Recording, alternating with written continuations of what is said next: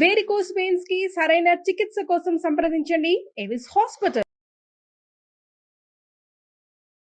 నమస్తే రమ్మగారు. నమస్తే జయ. రమ్మగారు, పాతకాలం నాటి స్టోరీ ఏదైనా ఉందా? మంచి కథ. చందమామ కథ చెప్తాం. ఓకే. పూర్వం ఒక భార్య భర్త ఉండేవాళ్ళట, రామయ్య రాధమ్మ. చాలా కాలం పిల్లలు పుట్ల వాళ్ళకి.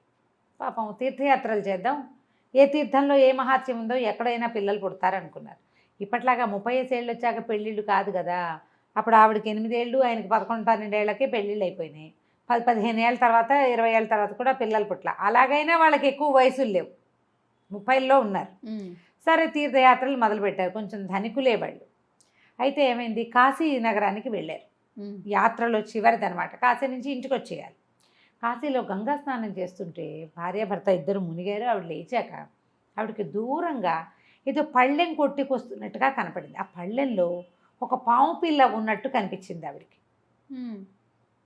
ఏమిటో పళ్ళెం కనపడుతుంది, ఏమిటా అని కాస్త కొంచెం ముందుకెళ్ళింది. అది కూడా అలలకి కొట్టుకొస్తుంది. ఆ పళ్ళెం దగ్గరికి వచ్చేసరికల్లా ఆవిడకి ఏం కనపడింది, పాము పిల్ల కాదు, ఏదో తమాషాగా ఉన్న ఒక ఆభరణం. అది ఆభరణమే, నాగాభరణంలాగా ఉంది, అట్లా సర్పంలాగా ఉన్న ఆభరణం. ఓహో, సరే బాగానే ఉంది. ఆవిడ ఏం చేసింది, భగవంతుడు ఏదో ఇంతమంది ఉంటే నాకే కనపడింది, నా చేతి ఈవిడ దగ్గరికే వచ్చింది కూడా. పట్టుకుని ఇంటికి తీసుకొచ్చింది. వాళ్ళు ఒకరు గది తీసుకుని బస ఉన్నారు. రేపొద్దున దేవాలయంలో వేసేద్దాం అనుకుంది. ఇది సాయంకాలపు సంగతి అన్నమాట. అయితే అది పెట్టి అక్కడ పెట్టుకునేసరికల్లా తెల్లవారేసరికి ఆ బంగార పళ్ళెంలో ఆ ఆభరణం కాస్త ఒక పిల్లాడిగా మారిపోయి ఉంది. మగ పిల్లవాడు. ఆశ్చర్యపోయారు, ఏమిటి ఇట్లా విచిత్రంగా ఇలా పిల్లవాడు అయిపోయాడు. భగవంతుడు గంగాదేవి మెచ్చి ఇచ్చింది నాకు సంతానం లేరని అని చెప్పి పిల్లాడు గంగ వల్ల దొరికాడు కాబట్టి గంగాదత్తుడు అని పేరు పెట్టుకున్నారు. ఓకే. పిల్లాడు చక్కగా బాగుండేవాడు. సరే, కాశీనగరం నుంచి ఇంటికి వెళ్ళిపోయాడు. అక్కడి నుంచి చక్కగా పిల్లాడు బుద్ధిమంతుడు. ఏదో స్కూల్లో చేర్పించారు, పాఠశాల. అప్పుడు చిన్న గురుకులాలే కదా, ఇంటి దగ్గర గురుకులంలో చేర్పించారు. ఏదో చదువుకున్నాడు. వీళ్ళకి ఆస్తి స్వాస్తి అన్నీ ఉన్నాయి కదా. పెద్దవాడయ్యాడు. ఓ పిల్లనిచ్చి పెళ్లి చేశారు. సుందరి అమ్మాయి పేరు, కోడలి పేరు సుందరి. అయితే అమ్మ నాన్న ఇద్దరు కాలం చేశారు. నాన్న కాశీలో మాకు ఇది చేయనైనా అని చెప్పి కాశీలో మాకు ఉత్తర క్రియలు చేయమన్నారు. అమ్మ నాన్న గతిచ్చాడు, తర్వాత అమ్మ గతిచ్చింది. సరే, ఏం చేశారు, సుందరిను నా గంగాదత్తుడు ఇద్దరు కలిసి కాశీకి వెళ్ళారు. కాశీకి వెళ్తే భార్యాభర్త ఒక చోట బస చేశారు. రోజు పిండ ప్రదానం చేశారు కొద్ది రోజులు. తర్వాత ఇక్కడే ఉందాం కొన్నాళ్ళు, చాలా హాయిగా ఉందనుకున్నారు. అయితే ఒకరోజు ఒక ముసలం వచ్చింది వీళ్ళింటికి. ఏమంది, సుందరికి నేను నీకు సహాయం చేస్తాను, పని చేస్తాను, ఏదోనా ఒక ముద్దబెట్టు అని చెప్పి సరే అనేసరికి సరే ఉంచుకుంది. రోజు ఆ కథలు ఈ కబుర్లు, ఈ కథలు ఆ కబుర్లు అవి ఇవి చెప్పుకునేవాళ్ళు. పెద్ద ఆవిడ కదా, ఆ ఊళ్ళో ఇలాగైంది, ఈ ఊళ్ళో ఇలాగైంది, మా చిన్నప్పుడు ఈ గుడి ఎక్కడితో తెలుసా, ఇలాంటి మాటలు మాట్లాడేసరికల్లా సరే ఆ బాగా అలవాటైంది. ఒకరోజు ఏమన్నది, ఏమే పిల్ల, మీ ఆయన నీతో మనసిచ్చి ఉంటాడు, భార్యాభర్తలు అంటే మనసిచ్చి పుచ్చుకోవాలి అంది. మేమంతా మనసిచ్చి పుచ్చుకున్నాం అంది సుందరి. ఏం మనసిచ్చి పుచ్చుకున్నావు, మీ ఆయన ఎక్కడ పుట్టాడో తెలుసా నీకు? ఏమో, మా అత్తగారికి పుట్టుంటాడు, ఇంకెక్కడ పుడతాడు, ఏమో అందరం ఎవరి ఊళ్ళో వాళ్ళు పుడతారు. కాదు, మీ ఆయన ఎక్కడ పుట్టాడో తెలుసుకో, అది కదా తెలియాలి. పెళ్లి సంబంధానికి వచ్చినప్పుడు మీ అత్తగారు మీ ఊరేది, మీ పేరేది, మీ అమ్మమ్మ ఊరు, మీ అమ్మ వాళ్ళ మాతామహులు, మీ నాన్న మాతామహులు అవన్నీ కనుక్కోలే. మరి నువ్వు అడిగావు మీ ఆయన ఎప్పుడైనా అంటే అడగలేదు. మరి అడుగు అనేసరికల్లా సరే ఈ పిల్ల ఏం చేసింది, భర్తని అడిగింది, నువ్వు ఏ ఊళ్ళో పుట్టావు, నువ్వు ఎక్కడ పుట్టావు అని అడిగేసరికల్లా ఇతను ఆలోచిస్తూ ఉండిపోయాడు. నాకు గుర్తొచ్చింది అని లేచి గబగబా నడుచుకుంటూ గంగానది వైపు వెళ్ళిపోయాడు. వెళ్ళిపోతే ఏమిటి గుర్తొచ్చిందని వెళ్ళిపోతున్నాడు బెరబెరా అని వాడు వెనకాలే వెళ్ళింది పరిగెత్తుకుంటూ. అతను ఏం చేశాడు, బుడుంగమని గంగలో మునిగిపోయాడు. అయ్యో, దూకేశాడు, గంగలోకి వెళ్ళిపోయాడు. అయితే ఈ మొగుడు వెనకాలే వెళ్ళినటువంటి ఈ అమ్మాయి కూడా అతను ఎక్కడ దూకాడో అక్కడ దూకేసేసింది. దూకేసరికల్లా ఈ అమ్మాయి కిందకి వెళ్ళిపోయింది, వాడు కిందకి వెళ్ళిపోయాడు. ఎక్కడో ఒక పక్కన పడిపోయి ఉంది. చాలాసేపటికి మెలకు వచ్చి చూసుకుంటే అదేదో వేరే లోకంలాగా ఉంది. అదేం లోకమో తెలియలే, తిరుగుతోంది అటు ఇటు. ఆ కుర్రాడు ఏమయ్యాడో దానికి తెలియలే. బగుడు కోసం అటు ఇటు వెతుక్కునేసరికల్లా సరే ఆ ముసలమ్మ కనపడింది ఒక చోట. కనపడితే ఏడ్చింది, మా ఆయన ఎక్కడ పుట్టాడో కనుక్కో అని చంపావు. ఆ కనుక్కుంటే ఆయనేమో గంగలో దూకేసేసాడు, వెనకాల దూకేసా, నేను చచ్చిపోయి స్వర్గానికి చేరానేమో, నువ్వెలా చచ్చిపోయావే అవ్వా అని అడిగింది. నేను చచ్చిపోలేదే పిల్ల, నేను బతికే ఉన్నానంది. నువ్వు బతికే ఉన్నావంటే ఎట్టా బతుకున్నావు? నీళ్ళలో దూకితే బతుకుంటావా? మా ఆయన ఏమైపోయాడు, చచ్చి ఏ స్వర్గం వెళ్ళిపోయాడు, నేను ఈ స్వర్గంలో ఉన్నా, వాడు ఇంకే స్వర్గానికి పోయాడు అని ఏడుస్తుంది. ఏడ్చేసరికల్లా ఆ ముసలమంది, కాదమ్మా కాదు, నువ్వు ఆయన స్వర్గానికి వెళ్ళలా, నువ్వు స్వర్గానికి వెళ్ళలా, నేను స్వర్గానికి వెళ్ళలా, అందరం ఒకచోటే ఉన్నాం అని చెప్పి, మీ ఆయన నాగరాజు కుమారుడు. మా నాగరాజుకి భార్యతోటి ఒక్కటే ఎగ్గు, ఒక్క కుమారుడే కలిగాడు. అయితే పిల్లాడు చచ్చిపోయినట్టు కనపడితే అయితే బ్రహ్మదేవుడి దీనివల్ల ఎండలో పెడితే, సూర్యకిరణాలు చూపిస్తే పిల్లవాడు బతుకుతాడని బంగారు పళ్ళెంలో పిల్లాన్ని పెట్టి నా చేతికి ఇచ్చారు. నేనే దాదిని. సరే నేనేం చేశాను, మాకు పాతాళంలో ఎండ ఎట్లా ఉంటుంది, పాతాళానికి సూర్యుడు చేరడు, భూమి మీద ఉంటాడు, సూర్యుడు ఎక్కడ ఉంటాడు, అదే భూమికే ఆ అవకాశం ఉంది, సూర్యుడు అవకాశం. అందుకని ఏం చేశాను, గంగానదిలో నుంచి పైకి వచ్చి అలల మీద పెట్టాను. ఎండ ముదిరేసరికి కంగారు పడి తలదాచుకోవడానికి నీటిలోకి వెళ్ళేసరికల్లా నీటి వరవడికి పళ్ళెం కొట్టుకుపోయింది. ఆ పళ్ళెం వీళ్ళకి దొరికింది. మానవ స్పర్శతోటి పిల్లవాడేమో మానవ రూపాన్ని ధరించేశాడు. పిల్లాడు బతికి వాడు మనిషి అయిపోయాడు. అయితే అసలు రాజుగారు లబోదిబ్బమన్నాడు. ఆవిడ భార్య విపరీతంగా ఏడ్చింది. అయితే మహాముని ఒక ఆయన వచ్చి, పిల్లాడు పెద్దవాడయ్యాక అతని జీవితం ఎక్కడ పుట్టాడు అనేది గుర్తు చేస్తే జ్ఞాపకం వస్తుంది, వెనక్కి వస్తాడని చెప్పాడు. అందుచేత నేను వచ్చి ఆ విషయం గుర్తు చేయటం కోసం, ఎవరికో ఎలా తెలుస్తుంది, నాకే తెలుస్తుంది, నాగరాజు వాళ్ళకి తెలియదు, ఈ పిల్లాడు ఎక్కడ తప్పిపోయాడో నాకు తెలుసు. ఇంతకాలం నుంచి చచ్చి బతుకుతున్నాను ఇక్కడ నేను, ఆ పిల్లాడిని వెనక్కి ఇల్లు చేరిస్తే కానీ నాకు శిక్ష తీరదు. ఈవిడే కదా దాదే పట్టుకోదు, తన వల్లే కదా, అందుకని నేను ఆ పిల్లాడిని గుర్తు చేశాను అనేసరికి ఈ సుందరి వలవలా ఏడ్చింది. నాకా వెదగా తల్లిదండ్రి పెద్ద ఎవరు లేరు, కుటుంబం చాలా చిన్న కుటుంబం, వాళ్ళు గతిచ్చారు, అత్తమామ గతిచ్చారు, ఇదేమో కాశీనగరం నేనున్నది, భర్త ఏమో ఇక్కడికి అయిపోయాడు, నా భర్తే కావాలి నాకు అనేసరికల్లా ఆ ముసలిదానికి జాలేసింది. వాళ్ళిద్దరూ ఎంత అన్యోన్యంగా ఉన్నారో చూసింది. అయితే ఓ పని చెయ్యి, ఇప్పుడు కాసేపు నీ భర్త నిద్రపోతున్నాడు, వాళ్ళ అమ్మ భోజనం తీసుకొచ్చాక నువ్వు కనపడు, మర్చిపోయాడేమో నన్ను, ఇప్పుడు మరి మా నాగపావం అయిపోయాడు కదా అంటే, కాదు నువ్వు కనపడితే గుర్తొస్తుంది, కనపడకుండా కట్టుదిట్టం చేస్తాడు తండ్రి, నువ్వు నా వెనకాల వచ్చేయి, నేను ఆ గదిలో నిన్ను ఒక చోట దాచిపెడతా. అతను నిద్రపోయి లేస్తాడు, వాళ్ళ అమ్మ భోజనం తీసుకొస్తుంది. భోజనం తీసుకొచ్చాక అన్నం తింటాడు, పూర్తిగా తిండు, మిగిలిన అన్నం నువ్వు తినేసి, అన్నం తినేస్తే ఇక నిన్ను అతను వదిలిపెట్టలేడు, ఎంగిల్ అన్నం తినేస్తే అని చెప్పేసరికల్లా సరే ఆ తోటలో నుంచి బోళ్ళని మెలికలు తిప్పి ఓ గదిలోకి ప్రవేశపెట్టింది. ఈ అమ్మాయి అక్కడ దాక్కుని కూర్చుంది. సరే బాగా తెల్లవారిపోయింది. ఓ 11 గంటలు అలా అయ్యేసరికల్లా ఆ నాగరాణి గారు భోజనం తీసుకొచ్చింది కొడుక్కి. ఇక్కడ పద్ధతులు అవి అలవాట్లు వాడికి తెలియాలి, పెద్దవాడు అయిపోయాడు కదా, అక్కడి నుంచి మానవ రూపంలో వాళ్ళు మామూలుగానే ఉంటారు, మనుషుల్లాగానే, అవసరమైనప్పుడు సర్పంగా మారుతారు. అక్కడి నుంచి ఆవిడ భోజనం తీసుకొస్తే కొంత తిని ఆ ప్లేట్ అక్కడ పెట్టి పడుకున్నాడు. అతను పడుకుంటే ఏమై నిశ్శబ్దంగా వచ్చి ఆ ఎంగిలన్నం చక్కగా అతను సగం తిని అన్ని వదిలిపెట్టాడు కదా, తినేసి అక్కడ కూర్చున్నాడు.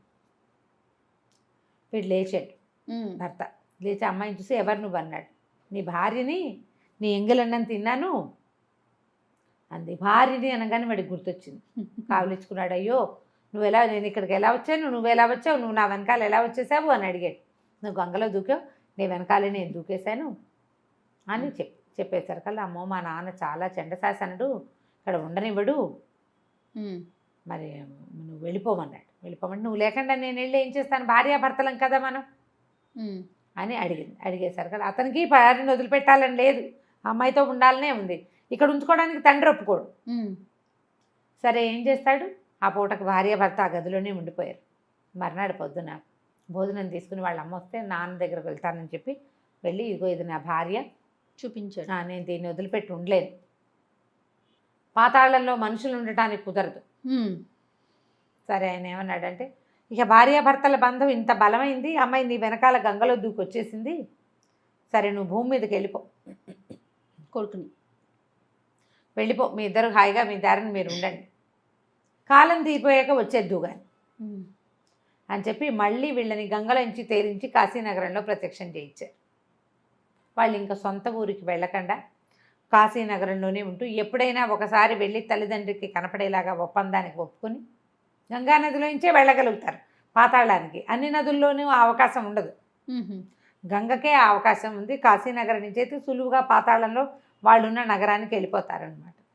అక్కడే భార్యాభర్త హాయిగా కాశీనగరంలో విశ్వేశ్వరుని సేవించుకుంటూ గంగానది స్నానం చేస్తూ పిల్ల పాపలతో కలకాలం హాయిగా ఉన్నారు. బాగుంది, సింపుల్ అండ్ సూపర్, చాలా బాగుంది. భలే ట్విస్ట్లు ఉన్నాయి రమ్మగారు, అదే కదా, తలుచుకుంటే గుర్తొచ్చేస్తా ఉంది. చాలా బాగుందండి. నమస్తే. నమస్తే జీ.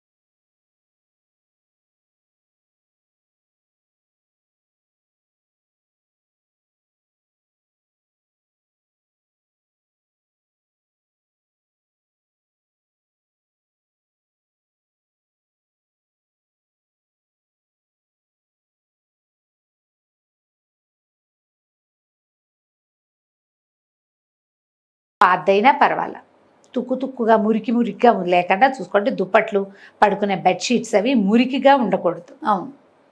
గదిలో పరిసరాలు కూడా మురికిగా ఉంచుకోకుండా కొంచెం ప్రశాంతమైన వాతావరణము, కాస్త శుభ్రమైన పక్కలు, ఏదైనా కొంచెం మంచి వాసన, దుర్వాసనలు వాటి మధ్యలో పడుకున్నా కూడా ప్రాబ్లమ్స్ ఇలాంటివి ఏవో పిచ్చికళ్ళు వస్తూ ఉంటాయి. నిద్ర సరిగ్గా పట్టక ముందు బెడ్రూమ్ వాతావరణాన్ని బాగా చేసుకొని విడిచిన బట్టలు అవి ఎక్కువ ఉండనివద్దు. బెడ్రూముల్లో పడుకునే చోట విడిచిన బట్టలు ఉండనివద్దు. బెడ్రూములు దుమ్ముగా ఉంచుకోకండి, మురిగ్గా ఉంచకండి. పక్కల వారానికైనా ఓసారైనా శుభ్రంగా మార్చుకోండి. పక్కన చక్కగా నీట్గా పరుపు కిందో చాప కిందో నీట్గా మడిచి గట్టిగా ఉంచుకోండి. పక్క నలిగిపోకుండా. నలిగిన పక్కలు, మురికిగా ఉండే పరిసరాలు కూడా మనకి మంచి నిద్రనివ్వవు. దానివల్ల ఏదో కలతగా ఉండి ఎర్రి ముర్రి కళ్ళు వస్తాయి. అవును. ఇది మార్చుకుంటే అది బెటర్ అవుతుంది. రైట్. నమస్తే రమగారు. నమస్తే జయ. సుమన్ టీవీలో మీ పర్సనల్ అండ్ బిజినెస్ ప్రమోషన్స్ కోసం కింది నెంబర్కి కాంటాక్ట్ చేయండి.